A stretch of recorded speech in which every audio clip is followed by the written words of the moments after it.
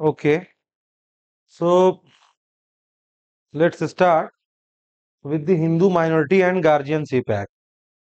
So, in one class, we have to conclude all the provision related to Hindu Minority and Guardianship Act. Okay, so this act may be called Hindu Minority and Guardianship Act. This act talks about the rights of the minority and the rights of the guardian under the Hindu Minority and Guardianship Act 1956. So, Section 1 of Hindu Minority and Guardianship Act deals with the short title and extent, as we see in the board also. Okay. So, under Section 1, this act may be called Hindu Minority and Guardianship Act 1956. It will extend to the whole of India and it also applies to a Hindu domicile, है ना, in the territory to which this act extend who are outside this territory. इसका क्या मतलब है? Section 1 Hindu minority and guardianship act ये बोलता है कि इस एक्ट को हम लोग Hindu minority and guardianship act 1956 के नाम से जानेंगे और ये एक्ट जो है हमारे पूरे इंडिया पे एप्लीकेबल होगा और ऐसे हिंदू डोमिसाइल भी जो आउटसाइड द टेरिटरी रिसाइड कर रहे हैं उनके ऊपर भी Hindu minority and guardianship act जो है अप्लाई करेगा। ठीक है ना। नाउ सेक्शन 3 बात करता है कि अपॉन हुम दिस एक्ट विल अप्लाई, किसके ऊपर इस एक्ट का एप्लीकेशन होगा। तो जैसा कि हम लोगों ने देखा था हिंदू मैरिज एक्ट 1955 में जो सेक्शन 3 था वहां पे सेम डिट्टो जो है कॉपी पेस्ट यहाँ पे है कि कोई भी अगर पर्सन जो है हिंदू है बाय रिलीजन किसी भी फॉर्म या डेवलपमेंट में तो उसके ऊपर जो है Hindu minority and guardianship act जो है अप्लाई करेगा। अगर कोई भी पर्सन बिलोंग करता है बुद्धिस्ट जैन या सिख रिलीजन से तो ऐसे केस में Hindu minority and guardianship act जो है उसके ऊपर अप्लाई करेगा। या फिर कोई ऐसा पर्सन है जो कि क्या है मुस्लिम है क्रिश्चियन है पारसी है और जीव है बाय रिलीजन तो उसके ऊपर जो है ये हमारा Hindu minority and guardianship act जो है अप्लाई नहीं करेगा। तो बहुत ज्यादा टाइम सेक्शन 3 में हम लोग नहीं देते हैं क्योंकि हम लोगों ने बार बार सेक्शन 3 को देखा है ना। Now section 4 of Hindu minority and guardianship act deals करता है कुछ सिंपल डिफिनेशन से, है ना। जैसे कि माइनर का मतलब क्या है? Minor means a person who has not the complete the age of 18 year. Minor वो लोग होंगे जिसकी एज जो है 18 ईयर से बिलो है, उसको हम लोग इस एक्ट के अंडर क्या बोलेंगे? माइनर बोलेंगे। उसी तरीके से सेक्शन 4 सब क्लाउज बी में डिफाइन किया है गार्जियन का क्या मतलब है। Guardian means a person having the care of a person of a minor और ऑफ हिज प्रॉपर्टी और both his person and property and include. ठीक है ना। यहाँ पे बोल रहा है गार्जियन वो लोग हैं जो कि जिनके पास कस्टडी होता है माइनर का दोनों के टर्म्स में, इन पर्सन भी और plus for the property of the minor, यानी कि माइनर के केयर के लिए भी लाइबल होते हैं साथ ही साथ उनके प्रॉपर्टी के लिए भी लाइबल होते हैं, गार्जियन हो सकते हैं। ठीक है ना। गार्जियन जो है बेसिकली यहाँ पे 5 तरीके के गार्जियन सॉरी हाँ 4 तरीके के गार्जियन यहाँ पे दे रखे हैं। पहला गार्जियन है नेचुरल गार्जियन, दूसरा है guardian appointed by the will of the miners, father और मदर, यानी कि अगर कोई फादर और मदर है अगर वो विल के थ्रू किसी को अपॉइंट करते हैं माइनर गार्जियन तो वो भी guardianship appointed by the will कहलाएंगे। And the third one is guardian appointed और डिक्लेयर्ड बाय द कोर्ट, यानी कि if any guardian is appointed by the court then it is called the guardian appointed by the court, है ना। And this is a third type of guardian under section 4 of Hindu Minority and Guardianship Act. And the last one is a person empowered to act as such by or under any enactment relating to any court of ward. या फिर एक ऐसे guardian हो सकते हैं जिनको कि किसी अदर एक्ट में इंपावर किया गया है as a guardian of minor, तो वो भी यहाँ पे गार्जियन के डिफिनेशन में इंक्लूडेड होंगे। तो पहला हो गया नेचुरल गार्जियन, दूसरा हो गया guardian appointed by the will, है ना, by whom, by the mother और फादर ऑफ द माइनर, है ना। थर्ड हो गया guardian appointed by the court and the last one is any person who is empowered under any other act, है ना। तो वो भी गार्जियन के डिफिनेशन में इंक्लूड होंगे under section 4 of Hindu minority and guardianship act. उसी तरीके से सेक्शन 6 जो है बात करता है नेचुरल गार्जियन के बारे में, है ना, कि नेचुरल गार्जियन कौन होंगे। तो सेक्शन 6 जो है इंपॉर्टेंट हो जाता है एग्जाम के पॉइंट ऑफ व्यू से भी। तो सेक्शन 6 को हम डिटेल में देखते हैं। बात करता है सेक्शन 6 डील करता है किस चीज से? नेचुरल गार्जियन से, है ना, guardian of a Hindu minor. तो इसको देखते डिफिनेशन क्या है। The natural guardian of a Hindu minor in respect of the minor person as well as in respect of the minor's property excluding his और her undivided interest in joint family property are, ठीक है ना। यहां बोल रहा है the natural guardian of a Hindu minor in respect of minor's person as well as in respect of the minor property, है ना, एक्सक्लूडिंग हीज और her undivided interest in the joint Hindu family, है ना। तो यानी कि जो ज्वाइंट फैमिली है उसको छोड़ के जो ज्वाइंट फैमिली की प्रॉपर्टी है उसके तो कर्ता होते हैं, हेड, है ना, कर्ता के सुपरविजन में वो प्रॉपर्टी होता है, अनडिवाइडेड इंटरेस्ट जो होता है। बट यहाँ पे जो बात करा, नेचुरल गार्जियन जो होते हैं वो लाइबल होते हैं माइनर्स के पर्सनल केयर के लिए एंड उसके प्रॉपर्टी के लिए, ठीक है ना। In the case of boy और unmarried girl the father and after him the mother, provided that the custody of a minor who has not completed the age of 5 years shall ordinarily be with the mother। यहाँ पे बोल रहा है कि अगर कौन होंगे नेचुरल गार्जियन, अनमैरिड बॉय का और अनमैरिड गर्ल का, तो father will be the natural guardian and after him the mother will be the natural guardian of that minor. But यहाँ पे अगर माइनर का जो एज है वो 5 ईयर से कम है तो ऐसे केस में माइनर की कस्टडी कहां पे होगा, मदर के साथ होगा, है ना। The custody of minor who has not completed the age of 5 year shall ordinary be with the mother. तो ऐसे केस में कस्टडी जो है मदर के पास होगा। दूसरा कंडीशन है कि in the case of illegitimate boy और illegitimate unmarried girl, in that case the natural guardian for the illegitimate boy और illegitimate unmarried girl, the mother will be the natural guardian in that case, and after that if mother is not available in that condition, father will be the natural guardian for the illegitimate boy or illegitimate unmarried girl।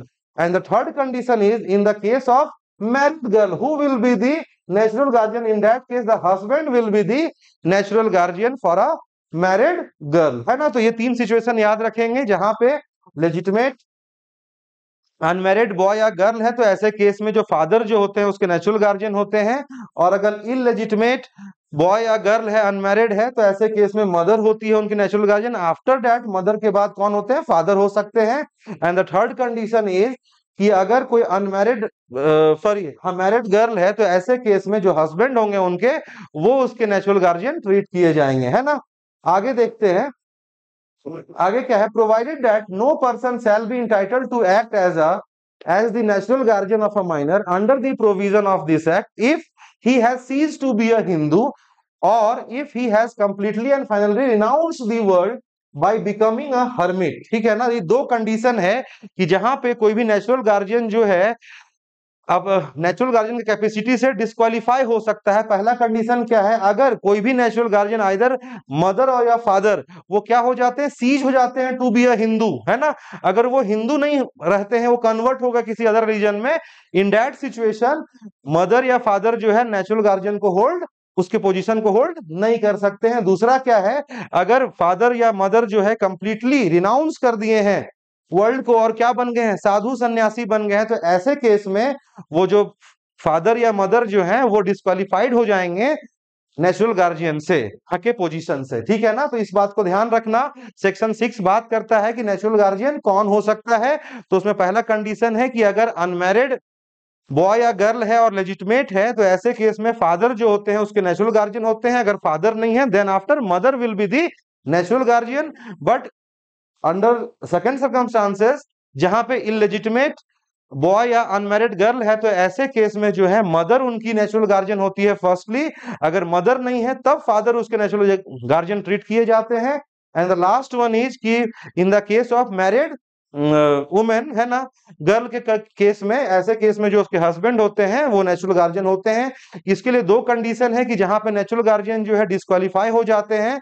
वो condition क्या है, अगर कोई भी natural guardian जो है seize कर गया है ना to be a Hindu, Hindu होने से, है ना, due to the conversion and other reasons, ठीक है ना, तो ऐसे केस में वो जो है नेचुरल गार्जियन के पोजीशन से डिस्क्वालीफाई हो जाते हैं। दूसरा कंडीशन है कि अगर मदर या फादर कोई भी अगर वो रिनाउंस कर देते हैं वर्ल्ड को और बन जाते हैं साधु सन्यासी, हर्मिट बन जाते हैं, तो ऐसे केस में जो है वो फिर अगेन जो है डिस्क्वालीफाई हो जाते हैं नेचुरल गार्जियन के पोजीशन से, है ना। सेक्शन 7 बात करता है कि एडॉप्टेड सन के केस में नेचुरल गार्जियन कौन होंगे, है ना।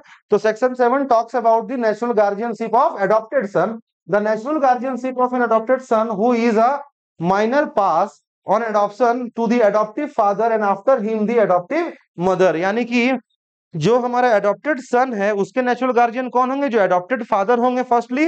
अगर एडॉप्टेड फादर नहीं है तो ऐसे केस में जो एडॉप्टिव मदर होगी ही और sorry she will be the natural guardian of that adopted son. ठीक है, that is all about section 7।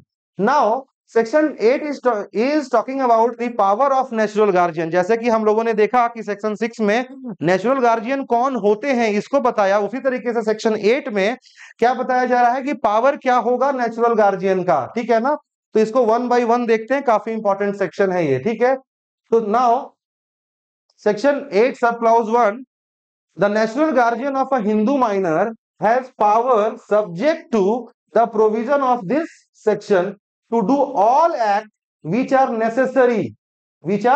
necessary or reasonable and proper for the benefit of the minor or for the realization, protection or benefit of the minor's estate, but the guardian can in no case bind the minor by personal covenant। ठीक है ना, इसका क्या मतलब है? यहां पे बोल रहा है कि जो नेचुरल गार्जियन है उनके पास पावर होगा, ठीक है ना, subject to the provision of this code. उनके पास अनलिमिटेड पावर नहीं है। There are some restriction under this code upon the natural guardian. Natural guardian has power to do all the act which is necessary for the benefit of the guardian. यानी कि natural guardian के पास, इस general power की बात कर रहा है section 8 natural guardian का, कि नेचुरल गार्जियन के पास वो सारी पावर होंगे जो कि माइनर्स के बेनिफिट के लिए किया जा सकता है। कोई भी एक्ट वो कर सकते हैं जो कि क्या हो, नेसेसरी हो, किसके लिए? माइनर्स के बेनिफिट के लिए। ठीक है ना, तो वो सारे पावर किसके पास होंगे? नेचुरल गार्जियन के पास होंगे, है ना।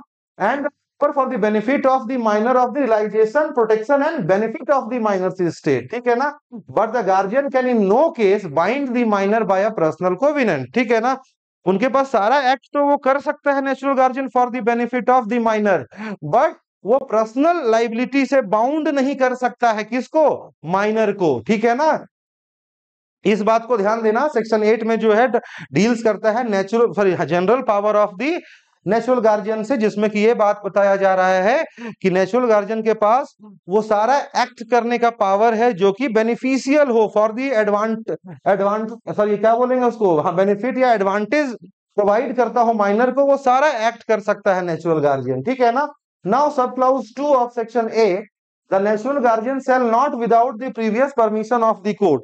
बट नेचुरल गार्जियन जो है, कुछ ऐसे चीजें हैं जैसे कि मॉर्गेज हो गया, लीज हो गया, जहां पे नेचुरल गार्जियन को कोई भी एक्ट करने से पहले क्या लेना होगा? परमिशन ऑब्टेन करना होगा, किससे? फ्रॉम दी कोर्ट से, है ना। वो कौन से सिचुएशन है? पहला क्या है? मॉर्गेज। मॉर्गेज अगर वो करना चाह रहा है माइनर के इस स्टेट को, कोई भी नेचुरल गार्जियन, तो in that case the natural guardian has to obtain the permission from the court first, then only he can do the mortgage of miners property. ठीक है ना, तो पहला मॉर्गेज और चार्ज और ट्रांसफर बाय सेल, गिफ्ट और exchange और otherwise any part of the immovable property of the minor, है ना। अगर नेचुरल गार्जियन जो है किसी भी तरीके से सेल के थ्रू, गिफ्ट के थ्रू या एक्सचेंज के थ्रू कोई प्रॉपर्टी, कोई इमूवेबल प्रॉपर्टी को ट्रांसफर करना चाह रहे हैं, एलिनेट करना चाह रहे हैं, तो ऐसे सिचुएशन में नेचुरल गार्जियन को परमिशन लेना होगा, कहां से? कोर्ट से, है ना।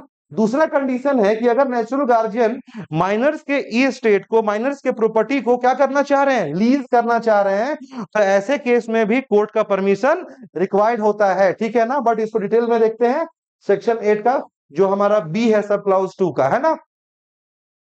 Lease any part of such property for a term exceeding 5 year और for a term exceeding more than 1 year beyond the date on which the minors will attain the majority. ठीक है ना, बोल रहा है नेचुरल गार्जियन जो है वो जो लीज करेगा, lease of any part of such property for a term exceeding 5 year, है ना, यानी कि 5 साल से ज्यादा का लीज नहीं कर सकता है नेचुरल गार्जियन। ठीक है ना, और अगर लीज करना भी है तो with the prior permission of the court होगा। ठीक है ना, लेकिन जहां पे माइनर जो है 18 ईयर अटेंड करने वाला है ना, तो ऐसे केस में जो है 1 साल से ज्यादा का लीज नहीं हो सकता। एग्जांपल से समझते हैं कि जैसे कि सपोज करो कि माइनर का जो एज है ना, वो 16 ईयर है ना, तो ऐसे केस में अगर एज क्या है हमारा 16 ईयर है माइनर का, और माइनर्स के प्रॉपर्टी को हम लोग उसके प्रोटेक्शन के लिए, उसके बेनिफिट के लिए किसी प्रॉपर्टी को लीज पे देना चाह रहा है नेचुरल गार्जियन, तो ऐसे केस में क्या ये 5 साल तक कर सकता है लीज? आंसर क्या? नहीं, ऐसा नहीं कर सकता है, क्योंकि यहाँ पे लास्ट लाइन क्या लिखा हुआ है, date 1 year beyond the date on which the minor will attain majority, यानी कि जिस साल वो मेजोरिटी गेन करने वाला है, अचीव करने वाला है, ऐसे केसेस में जो है 1 साल से ज्यादा लीज नहीं हो सकता। तो मैक्सिमम यहाँ पे जो, अगर ये 16 साल का है तो 17, 18, एक 19 है ना, तो बहुत ये 3 साल के लिए लीज कर सकता है ना, ये हो सकता है माइनर्स का प्रॉपर्टी, अगर माइनर जो है 16 ईयर का है। क्योंकि यहाँ पे क्या बोल रहा है कि after the attainment of age of majority lease should not exceed 1 year, है ना। अगर एक बार मेजोरिटी माइनर कर लेता है, हासिल कर लेता है, तो ऐसे केस में जो हमारा लीज का पीरियड होगा वो 1 साल से ज्यादा नहीं हो सकता। हाँ, ओवरऑल वो है 5 साल दे सकता है, लेकिन कब? बिफोर द एज ऑफ 18, है ना। माइनर अगर 18 साल से पहले है, यानी कि वो 12 साल का है, तो ऐसे केस में वो 5 साल का लीज दे सकता है by the permission of court. लेकिन जहां माइनर जो है 16 साल, 17 साल हो गया है, तो वहां 5 साल का स्लैब पूरा नहीं हो सकता है, क्योंकि हमारा सेक्शन 8 सब क्लॉज 2 अपने आप में ये बताता है कि अगर माइनर्स के प्रॉपर्टी को लीज पे देना है, और वो जो लीज जो है 1 साल से ज्यादा का नहीं हो सकता है, कब? जब माइनर जो है एज ऑफ मेजोरिटी को गेन कर लेता है, अचीव कर लेता है, ठीक है ना। नाउ सेक्शन 3 ऑफ सेक्शन 8 देखो क्या बोल रहा है, any disposal of immovable property by natural guardian in contravention of subsection 1 or subsection 2 is voidable at the instance of the minor or any person claiming under him। बोल रहा है इसमें कि अगर नेचुरल गार्जियन जो है कोई भी कॉन्ट्रावेंशन करता है सब क्लाउज 1 का, सेक्शन 8 सब क्लाउज 1 एंड सेक्शन 8 सब क्लाउज 2 का अगर कोई कॉन्ट्रावेन करता है, उसके अगेंस्ट जाके कोई काम करता है, तो ऐसे केस में कोई भी अगर लीज, मॉर्गेज या ट्रांसफर जो होगा वो at the instance of minor, है ना, वो क्या होगा? वॉइडेबल होगा। अगर माइनर चाहे after the age of after the on the age of majority, है ना, वो क्या कर सकता है? उसको नल एंड वॉइड डिक्लेयर करवा सकता है बाय द कोर्ट, ठीक है ना। लेकिन वो कब करवा सकता है? जब नेचुरल गार्जियन जो है वॉयलेट किया है कंडीशन ऑफ सेक्शन 8 सब क्लाउज 1 एंड सेक्शन 8 सब क्लाउज 2 का, है ना। जो भी वहां पे रूल था, जैसे कि विदाउट परमिशन उसने मॉर्गेज दे दिया है ना कोर्ट को, बिना कोर्ट से परमिशन लिए हुए, या बिना कोर्ट के परमिशन को उसने क्या किया? माइनर्स के प्रॉपर्टी को लीज पे दे दिया। तो ऐसे केस में जब माइनर जब मेजर होगा, ठीक है ना, तो ऐसे केस में उस एग्रीमेंट को, उस लीज को, उस मॉर्गेज को वो सेट असाइड करवा सकता है बाय द कोर्ट, है ना। इसीलिए सब क्लॉज 3 में यहाँ पे क्या लिखा हुआ है कि any disposable of immovable property by natural guardian in contravention of subsection 1 and subsection 2 is voidable at the instance of the minor or any person claiming under him, है ना। अगर माइनर चाहे तो माइनर कर सकता है, या कोई अदर पर्सन क्लेम कर रहा है अंडर दिस सेक्शन, तो उसके पास भी पावर है कि उस एग्रीमेंट को, उस मॉर्गेज डीड को या उस लीज डीड को क्या कर सकता है? वो वॉइडेबल डिक्लेयर करवा सकता है बाय द कोर्ट, ठीक है ना। सब क्लाउज 4 क्या बात करता है कि no court shall grant permission to natural guardian to do any of act mention in sub section 2 except in the case of necessity और for an evident advantage of the minor, है ना।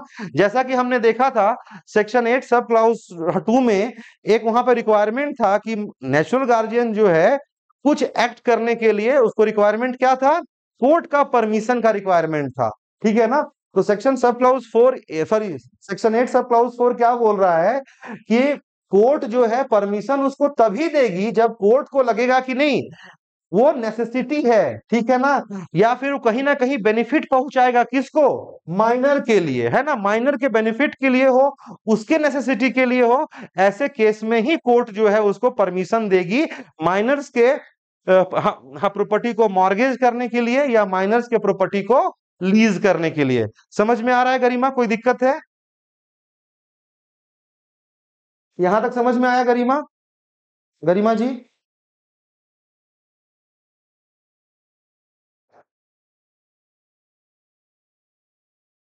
गरिमा जी, ठीक है, ओके।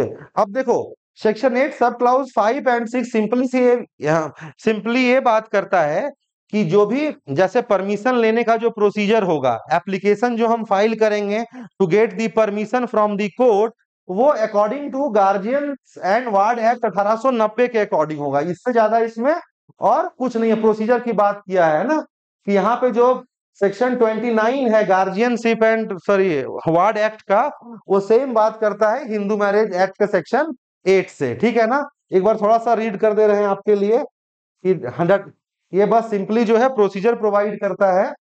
ठीक है ना, क्या बोल रहा है? The guardian and ward act 1890 shall apply to and in respect of an application for obtaining the permission of the court under subsection 2 in all respect as if it were an application for obtaining the permission of the court under section 29 of that act and in particular। ठीक है ना, बोल रहा है कि अगर section 8 में जो रिक्वायरमेंट है कि natural guardian has to take the permission from the court, है ना, कि अगर किसी प्रॉपर्टी को मॉर्गेज में देना है या लीज में देना है, तो वैसे केसेस में जो परमिशन के लिए जो प्रोसीजर होगा वो फॉलो किया जाएगा section 29 of the guardian and ward act 1890 वाला। ठीक है ना, और इसमें ज्यादा कुछ नहीं है। ठीक है ना, तो अभी तक याद रखना सेक्शन 6 जो है हमारा नेचुरल गार्जियन के बारे में बात करता है, सेक्शन 8 जो है पावर ऑफ नेचुरल गार्जियन के बात करता है, एंड सेक्शन 9 जो है वो बात करता है टेस्टामेंट्री गार्जियनशिप के बारे में, है ना, गार्जियंस के बारे में और उनके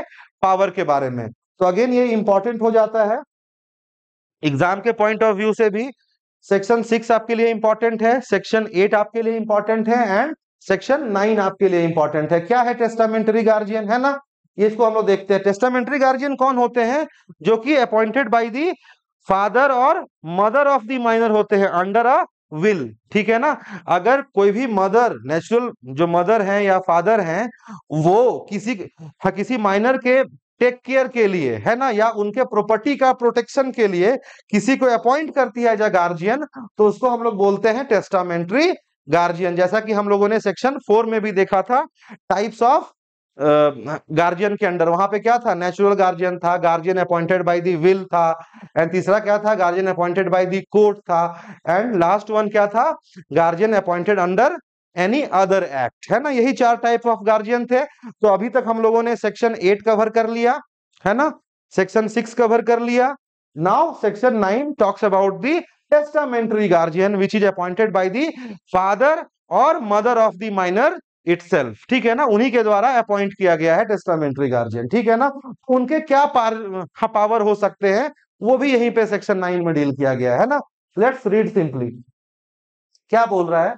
अ Hindu father entitled to act as the natural guardian of his minor legitimate children. ठीक है ना, जो हिंदू फादर होते हैं, है ना, वो क्या होते हैं? नेचुरल गार्जियन होते हैं किसके? लेजिटिमेट चाइल्ड का, है ना, जैसा कि हम लोगों ने प्रीवियसली भी देखा। हाँ, ये वीडियो जो है अपलोड होगा, ठीक है ना, बाया, हाँ ये अपलोड होगा, ठीक है ना। सेक्शन 9 क्या बात कर रहा है कि कोई भी हिंदू फादर जो होते हैं वो इंटाइटल होते हैं as a natural guardian for the legitimate child. तो बीइंग अ नेचुरल गार्जियन, ठीक है, उनके पास ये पावर है कि वो किसी को भी टेस्टामेंट्री गार्जियन अपॉइंट कर सकते हैं ना। तो यहाँ पे देखो क्या है, Hindu father entitled to act as the natural guardian of his minor legitimate children may by will appoint a guardian for any of them in respect of the minor person, है ना, माइनर के लिए, और in respect of the minor property, है ना। यानी कि कोई भी जो नेचुरल गार्जियन है, he has power to appoint any person as a testamentary guardian for the protection of minor itself और the protection of miners property except the क्या है? Undivided interest referred to in subsection 12, है ना। तो यहाँ पे बोल रहा है कि अनडिवाइडेड जो प्रॉपर्टी होता है ना, उसको छोड़ के जो भी नेचुरल गार्जियन है वो किसी भी पर्सन को टेस्टामेंट्री गार्जियन अपॉइंट कर सकते हैं। किसके लिए? माइनर्स के पर्सनल केयर के लिए या माइनर्स के प्रॉपर्टी के लिए। क्लियर है यहां तक? Now section 2 of section 9 deals with the an appointment made under subsection 1 shall have no effect if the father predeceased the mother but shall revive if the mother dies without appointing by will any person as guardian. देखो बहुत simple सी बात है, बोल रहा है कि section 1 of section 9 है ना, सब क्लाउज 1 ऑफ सेक्शन 9 क्या बात कर रहा था, टेस्टामेंट्री गार्जियन के बारे में बात हो रही है ना। देखो कहां गया, एक मिनट, इज इट विजिबल, एक मिनट,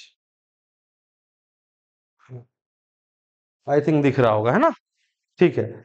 देखो हम लोग यहाँ क्या बात कर रहे थे, हम लोग यहाँ बात सिंपली कर रहे हैं कि जो भी अपॉइंटमेंट हुआ है अंडर सेक्शन 9 सब क्लाउज 1 ऑफ क्या है, Hindu minority and guardianship act, ठीक है ना, तो वो जो अपॉइंटमेंट है वो इफेक्ट में नहीं आएगा या उसका कोई इफेक्ट नहीं होगा जो एक हिंदू फादर ने टेस्टामेंट्री गार्जियन अपॉइंट किया है सेक्शन 9 सब क्लाउज 1 में, है ना, वो कब तक इफेक्ट में नहीं आएगा।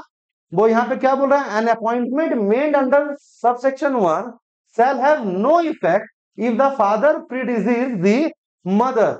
अगर फादर के मरने के बाद क्या है, मदर जो है अलाइव है ना, तब तक वो जो अपॉइंटमेंट हुआ है अंडर सेक्शन 9 सब क्लाउज 1 में बाय द फादर, है ना, वो इफेक्ट में नहीं आएगा। बट वो कब रिवाइव करेगा, but shall revive if the mother dies without appointing by will any person as guardian, ठीक है ना। लेकिन अगर आगे जाके मदर का भी डेथ हो जाता है किसी माइनर का, है ना, तो ऐसे केस में जो फादर का वो था हमारा एग्रीमेंट, है ना, regarding the appointment of testamentary guardian, वो क्या हो जाएगा, रिवाइव हो जाएगा, ठीक है ना। तो सेक्शन 9 क्या बात करता है, टेस्टामेंट्री गार्जियन के बारे में। सेक्शन 9 सब क्लाउज 1 ये बताता है कि जो हिंदू फादर हैं वो लेजिटिमेट नेचुरल गार्जियन होते हैं किसके, किसी भी लेजिटिमेट सन के, ठीक है ना। तो ऐसे केस में वो थ्रू अ विल क्या कर सकते हैं, अपॉइंट कर सकते हैं गार्जियन को, है ना।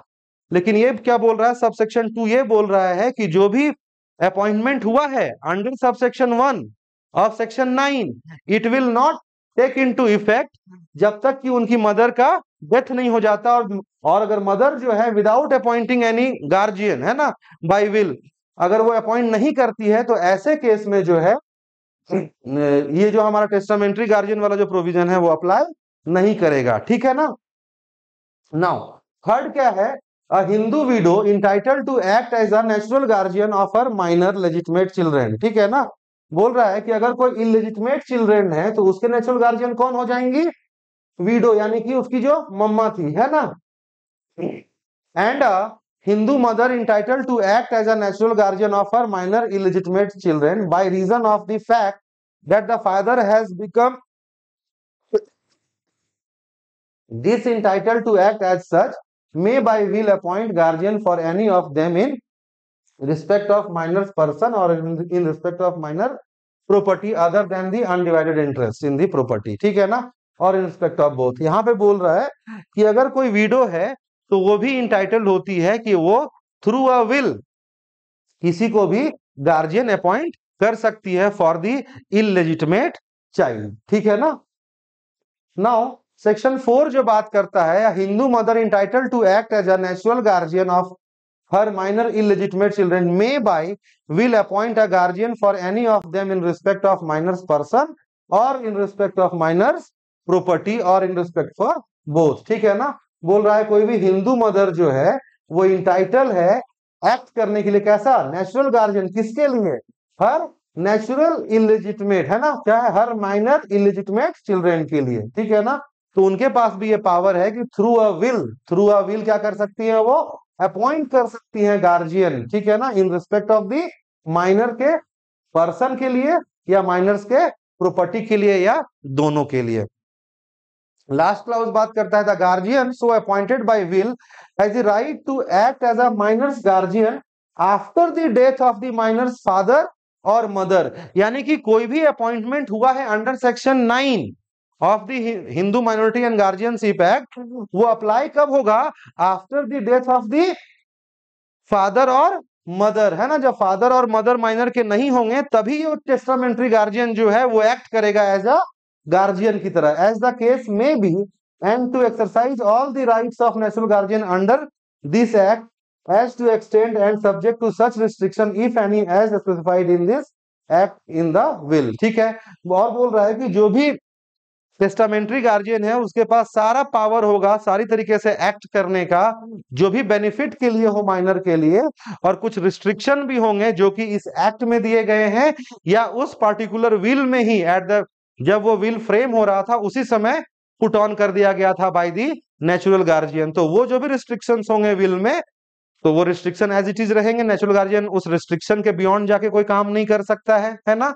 या फिर नेचुरल गार्जियन या फिर जो टेस्टामेंट्री गार्जियन है वो कोई ऐसा एक्ट नहीं कर सकता है in the contravention of this act, है ना, जो इस एक्ट में एज अ टेस्टामेंट्री गार्जियन उसको पावर प्रोवाइड किया गया है वही वो काम कर सकता है, अदरवाइज वो कोई काम नहीं करेगा। और अगर वो कोई भी एक्ट ऐसा करता है जो कि in contravention of the this act, यानी कि Hindu minority and guardianship act के कॉन्ट्रवेंशन में हो, या कोई एक्ट जो है against the will of the हम क्या बोलेंगे, विल ऑफ दी गार्जियनशिप, जो विल है हमारा उसके अगेंस्ट में अगर कोई एक्ट कर रहा है ये टेस्टामेंट्री गार्जियन, तो वो सारे एक्ट क्या हो जाएंगे, वॉइड हो जाएंगे at the part of the minor. ठीक है ना। लास्ट क्या, the right of the guardian so appointed by will shall where the minor is a girl cease on her marriage, है ना। बोल रहा है यहाँ पे कि अगर थ्रू अ विल किसी को टेस्टामेंट्री गार्जियन अपॉइंट किया गया है, ठीक है ना, किसके लिए, फॉर एन अनमैरिड गर्ल के लिए, तो जिस दिन उस लड़की का शादी हो जाएगा तो उसका जो टेस्टामेंट्री गार्जियन वाला पावर है वो क्या हो जाएगा, सीज हो जाएगा, खत्म हो जाएगा। ठीक है ना।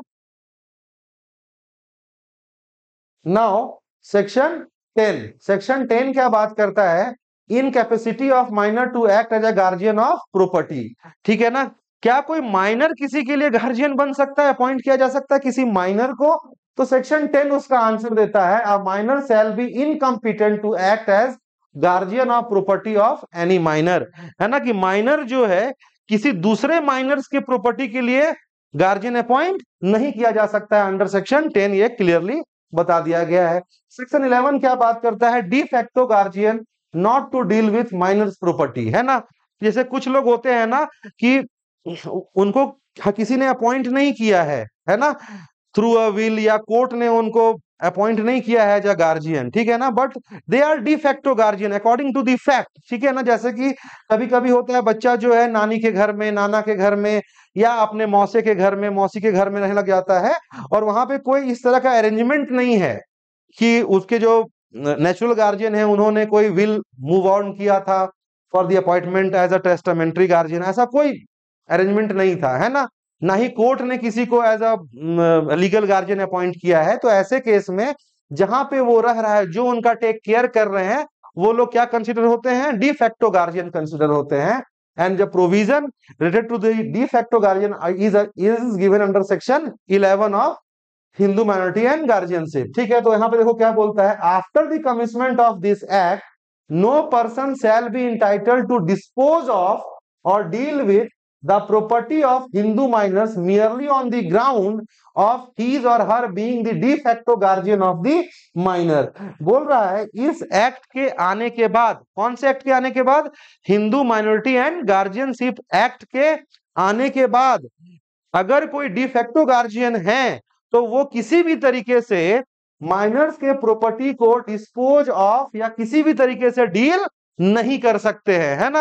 एक तरह से रिस्ट्रिक्शन पुट ऑन कर दिया गया over the D facto guardian की, डी फैक्टो गार्जियन जो है माइनर्स का पर्सनल टेक केयर करे, उसमें कोई प्रॉब्लम नहीं है, लेकिन माइनर्स का जो प्रॉपर्टी है, इमूवेबल प्रॉपर्टी है, उसके साथ किसी भी तरीके का छेड़छाड़ या इन्वॉल्वमेंट डी फैक्टो गार्जियन नहीं कर सकते हैं। इट मींस कि वो सेल नहीं कर सकते हैं, ट्रांसफर नहीं कर सकते हैं, मॉर्गेज नहीं कर सकते हैं, being a D facto guardian of a minor, है ना। अगर कोई व्यक्ति जो है डी फैक्टो गार्जियन है किसी माइनर का, तो माइनर्स के प्रॉपर्टी को वो mortgage, lease, sale, exchange, gift, ऐसा कोई भी एक्ट जो है वो नहीं कर सकते हैं। That is barred under section 11 of Hindu minority and guardianship act. ठीक है ना। Now section 12 of Hindu Minority and Guardianship Act deals with the guardian not to be appointed for minors undivided interest in joint family property, है ना।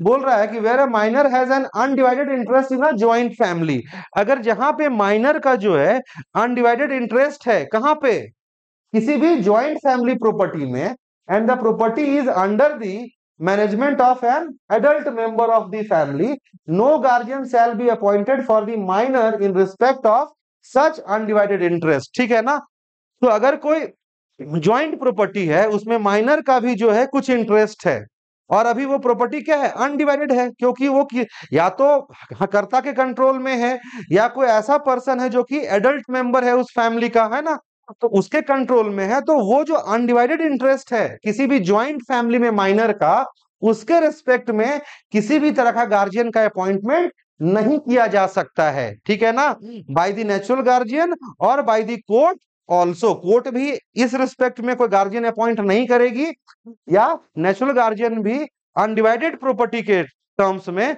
कोई भी natural guardian को appoint या power नहीं दे सकता है। ठीक है ना, provided that nothing in this section shall be deemed to affect the jurisdiction of high court to appoint a guardian in respect of such interest। लेकिन यहाँ पे क्या बोल रहा है कि हाई कोर्ट अगर चाहे, है ना, तो माइनर्स का जो इंटरेस्ट है किसमें, अनडिवाइडेड प्रॉपर्टी में, उसके लिए भी गार्जियन जो है अपॉइंट कर सकती है, बट जनरल केसेस में अनडिवाइडेड इंटरेस्ट के लिए कोई भी अपॉइंटमेंट नहीं हो सकता है as a guardian by the natural guardian, और आप कह सकते हो बाय द कोर्ट, है ना।